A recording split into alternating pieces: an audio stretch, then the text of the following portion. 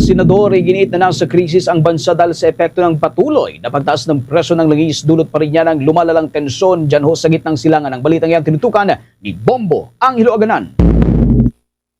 Bombo Victor, tinuturing na ng ilang mga senador na nasa krisis ng Pilipinas dahil sa epekto ng lumalalang tensyon sa gitnang silangan at patuloy na pagtaas ng presyo ng petrolyo.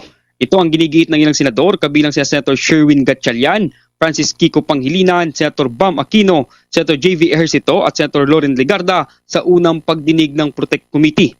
Ayon sa mga senador, nararamdaman na ng mga pamilyang Pilipino ang matinding epekto ng patuloy na pagtaas ng presyo ng mga pangunahing bilihin, lalo na ang langis. Binigyan din ni Senator Bam Aquino na halos isang buwan nang dinaranas ng bansa ang ganitong sitwasyon, habang iginit naman ni Senator JV Ejercito na hindi normal ang kalagayan at kailangan ng maghanda ang pamahalaan.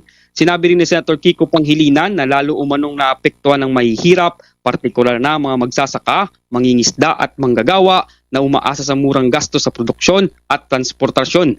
Binigyan din ng senador na sa kabila ng pagiging mayaman umano sa natural resources ng Pilipinas, nananatili namang mababat sa antas ng self-efficiency sa pagkain at enerhiya ang bansa. Kaugnay niyan, pakinggan natin ang mga naging pahayag ni Senator Francis Kiko Pangilinan. Kung tumigil sila sa pagsasaka, panghuhuli ng isda, pagpapasada o kaya'y pagtatrabaho sa Middle East, madaling isipin kung ano ang mangyayari sa tahanan at negosyong Pilipino. This is why Protect Committee was created, para hindi lang tayo reactive, kung hindi proactive sa harap ng krisis na ito. Pag nagdoble na ang halaga ng krudo sa ating merkado, sa loob lamang ng isang buwan at kalahati, krisis. Giniit naman ni Senator Sherwin Gatchalian na kinukonsidera na ng Senado na nasa estado na ng krisis ang bansa, lalo pat hindi umano sigurado kung saan manggagaling ang susunod na supply ng langis sa mga susunod na buwan kung sakaling magtagal pang digmaan sa gitnang silangan. Aniya, bagamat mayroon pang stocks ang bansa ng langis para sa susunod na buwan, hindi naman aniya tiyak kung may papasok pa na supply pag naubos ito. Kaugnay niyan, pakinggan naman natin ang mga naging pahayag ni Senator Sherwin Gatchalian. Debate pa tayo kung nasa crisis tayo o hindi tayo sa crisis. Para sa amin dito sa Senado, nasa crisis na tayo. At kung kahit natitignan natin, meron tayong stock of 53 days sa gasoline at 46 days sa diesel, ang problema, hindi natin alam kung meron pa tayong dadating na stock after those days. And that alone for me is a crisis. Kung uncertain ang supply, kahit na meron tayong stock on land, pero hindi natin alam kung may dadating, para sa akin, crisis na yon. Tiniyak naman ni Department of Energy Secretary Sharon Garin na nakikipag-ugnayan na ang hensya sa iba't ibang bansa para sa alternatibong supply ng langis, kabilang sa South Korea, Japan, maging sa China, habang tinitignan din ang iba pang posibleng mapagkukunan tulad ng Estados Unidos sakaling lumala pa ang sitwasyon.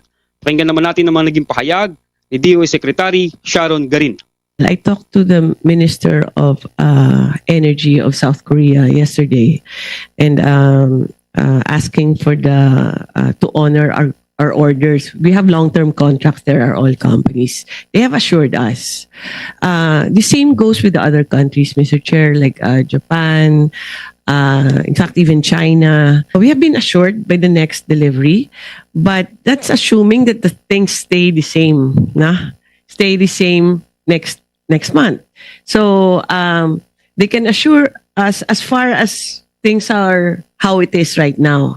But if things escalate and prolong, then we have to address that all over again, and that's why PNOC is trying to diversify the sourcing, like US, hopefully Canada, South America, and others.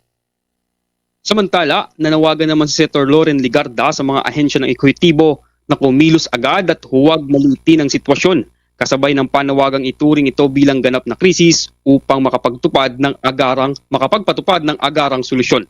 Layunin ng komite na bumuo ng konkretong National Contingency Plan upang tugunan ang posibleng mas malalang epekto ng tensyon sa gitnang silangan sa ekonomiya ng bansa. Nag-uulat live mula dito sa Senado, ako si Bombo Angelo Aganan, and this is Bombo Radio Philippines, the #1 and most trusted source of news and information.